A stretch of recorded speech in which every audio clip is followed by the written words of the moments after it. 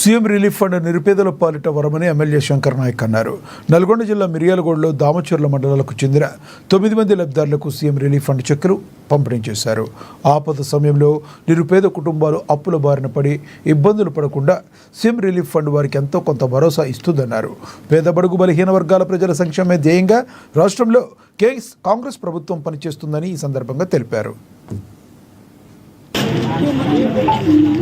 ఈరోజు ముఖ్యమంత్రి సహాయ నిధి నుండి మిర్యాలగూడ పరిసర ప్రాంతాల ప్రజలందరికీ, చాలా మందికి ఎవరైతే వైద్య రీత్యా ఆర్థికంగా ఇబ్బంది పడ్డారో వారందరికీ కూడా వెసులుబాటు కొరకు గవర్నర్ ముఖ్యమంత్రి రేవంత్ రెడ్డి గారి నిధుల నుండి CMRF chief minister relief fund నుంచి ఇలా చాలా మందికి చెక్కులు ఇవ్వడం జరిగింది.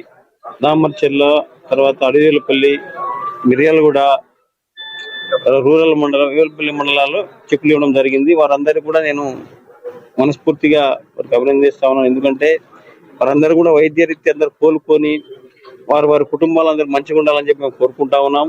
అదేవిధంగా కాంగ్రెస్ ప్రభుత్వం వచ్చిన తర్వాత హరిజన, గిరిజన, బడుగు బలహీన వర్గాలందరూ కూడా సేవ చేస్తా ఉంది. ఇలా సేవ చేస్తా ఉన్నాం. అందరం కూడా ప్రజల కోసమే పనిచేస్తుంది ప్రభుత్వం తప్ప ప్రజల కోసమే అనిత్యం చిత్తశుద్ధితో పనిచేస్తా ఉంది ప్రభుత్వం అని చెప్పి తెలియజేస్తా ఉన్నాం. ఎందుకంటే మీ అందరికి తెలుసు, 6 గ్యారెంటీలతో ముందుకు వచ్చింది ప్రభుత్వం.